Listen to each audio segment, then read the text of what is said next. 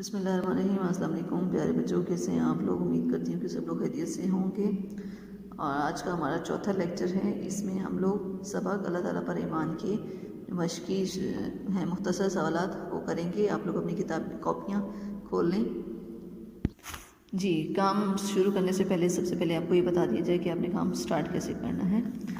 سب سے پہلے آپ لوگ کاپی کے اوپر ایک حاشیہ لگائیں گے بائیں طرف، اس میں آپ نے اصلاح لکھنا ہے، ٹھیک ہے؟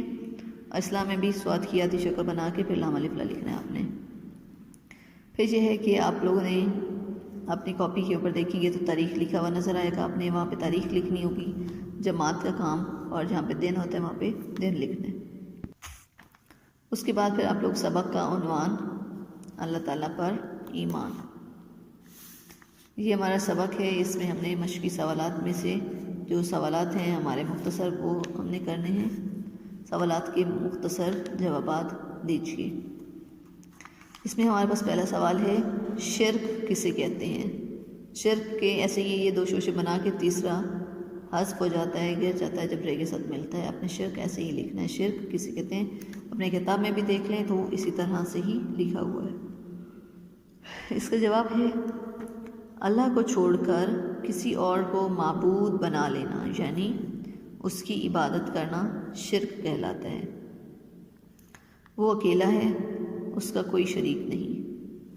اللہ تعالیٰ اس پوری کائنات کا خالق و مالک ہے۔ اگر ہم اس کو چھوڑ کر یعنی اللہ کو چھوڑ کر اگر ہم اس کو چھوڑ کر کسی اور کی عبادت کریں گے تو یہ گناہ عظیم ہے۔ صحیح ہے کہ شرک کے بارے میں کہ کسی اور کو خدا کے برابر سمجھنا اور خدا سمجھنا کیا ہے؟ اس کا شرک ہے، اور خدا کو شرک پسند نہیں ہے۔ یہ گناہ کبھی وہ معاف نہیں کر سکتا۔ سب گناہ معاف ہو سکتے ہیں لیکن جو شرک والا گناہ ہے اس کو وہ کسی صورت بھی معاف نہیں کرے گا۔ اس کے بعد ہمارا سوال نمبر 2 ہے، اللہ تعالیٰ جزا اور سزا دینے پر قادر ہے، وضاحت کریں۔ یعنی کہ اللہ تعالیٰ کو قدرت حاصل ہے کہ وہ لوگ سب کو یعنی دوسرے لوگوں کو جزا بھی دے سکتا ہے اچھے کام کی، اور سزا بھی دے سکتا ہے برے کام کی، یعنی وہ اس کو اتھارٹی ہے۔ کیسے؟ وہ کہتے ہیں اس کی وضاحت کریں کہ کیسے اس کے پاس یہ اتھارٹی ہے۔ جی، تو اس کا جواب ہے، اللہ تعالیٰ ہمیشہ سے ہے اور ہمیشہ رہے گا، ٹھیک ہے؟ اسی نے ہمیں پیدا کیا، وہی ہمارا مالک ہے۔ اگر اس ساری چیز پر عقیدہ رکھا جاتا ہے کہ خدا ہمیشہ سے ہے، ہمیشہ رہے گا، کہ اسی نے ہمیں پیدا کیا ہے، وہ ہمارا مالک ہے، اگر ہم اس چیز پر عقیدہ رکھتے ہیں تو اسی طرح پھر کیا ہوگا؟ اسی لیے وہ سزا اور جزا دینے پر بھی قادر ہے۔ ہمارے سوال کا جو جواب ہے وہ اس میں ہے کہ یعنی کہ جب وہ زندگی موت یعنی وہ ہمارا خالق مالک رازق ہے، جب کچھ یعنی سب کچھ وہی ہے ہمارے لیے، تو پھر وہ ہمیں ہمارے برے کام دینے پر سزا اور ہمارے اچھے کام کرنے پر ہمیں جزا بھی دے سکتا ہے، یعنی انعام دے سکتا ہے۔ اس کے بعد سوال نمبر 3 ہے، خود ہمارا وجود اپنے خالق کی گواہی دے رہا ہے، کیسے؟ ٹھیک ہے کہ جو ہمارا وجود ہے، ہمارا جو جسم ہے، کہ وہ اپنے خالق کی، ہر چیز کا ایک بنانے والا ہوتا ہے، ٹھیک ہے؟ کوئی بھی چیز ہم دیکھتے ہیں تو کہتے ہیں کہ اس کو یہ کس نے بنائی ہے، ٹھیک ہے؟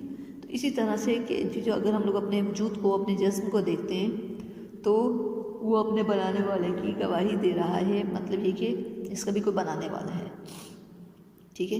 ہمارے جسم کے اندر جو ایک نظام کام کر رہا ہے، جو کام ہمارا جسم ایک مشینری کی طرح سے ہے، جب یہ کام کر رہے ہیں جسم کے تمام اعضاء، تو ان سب کو ایک پراپر طریقے سے جو کام ہو رہا ہے اس کا بنانے والا بھی کوئی مکمل ہے، ٹھیک ہے؟ تو اسی طرح سے اس کا جواب دیکھتے ہیں۔ اس کا جواب ہے، اللہ تعالیٰ نے انسان کو بہترین صورت میں پیدا کیا، ٹھیک ہے؟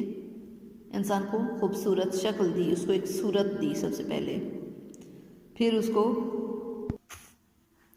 کھانے پینے کے بعد کوما چلنے پھرنے کوما بولنے کی صلاحیت عطا کی۔ سب سے پہلے کیا کیا کہ صورت دی، پھر اس کو چلنے پھرنے کھانے پینے کی بولنے کی صلاحیت عطا کی۔ صلاحیت مطلب طاقت دی اس کو۔ اللہ تعالیٰ نے کا نقطہ ہے اس کے اوپر، چلنے پھرنے کوما بولنے کی صلاحیت عطا کی۔ اللہ تعالیٰ نے انسانی جسم کو انتہائی، الف کے بعد نون، یہ تے اور یہ ہی ہے، ٹھیک ہے، انتہائی منظم صورت میں پیدا کیا، یعنی کوئی اس میں گڑبڑ نہیں ہے، بہت ایک منظم انداز میں ہمارے جسم کے جو اعضاء ہیں وہ کام کر رہے ہیں۔ جسم کا ہر عضو اللہ کے حکم کے تابع ہے، یعنی اس کے حکم کے مطابق کام کرتا ہے۔ اللہ تعالیٰ زندگی اور موت کا بھی مالک ہے۔ اللہ کے حکم کے بغیر ہم سانس بھی نہیں لے سکتے۔ اس سے ثابت ہوا کہ خود ہمارا وجود اپنے خالق کی گواہی دے رہا ہے، ٹھیک ہے۔ اب اگر یہ دیکھا جائے کہ ہمارا جسم میں دل ہے، ٹھیک ہے، خدا نے بنایا ہے، اگر خدا نہ چاہے تو وہ دل کام نہیں کر سکے گا۔ اسی طرح انسان کا جو نظام ہے، دل، جسم کا سارا، وہ اس کا تعلق کس کے ساتھ ہے؟ روح ہے۔ جیسے ہی اللہ کے حکم کے مطابق روح انسانی جسم سے نکلتی ہے تو کیا ہوتی ہے؟ جسم کی جو موومنٹ ہوتی ہے، جو حرکت ہوتی ہے، وہ تمام اعضاء جو کام کر رہے ہوتے ہیں وہ وہیں پر رک جاتے ہیں، ساکن ہو جاتے ہیں۔ تو اسی طرح سے جو ہے ہمارا وجود اس چیز کی گواہی دے رہا ہے کہ اس کا کوئی بنانے والا ہے، ٹھیک ہے۔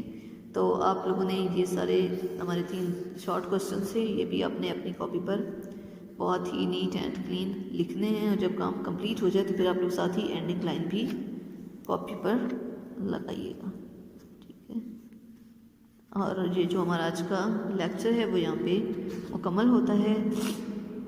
کام بھی خوش خط کیجیے گا، اپنا خیال رکھیے گا۔ اللہ حافظ۔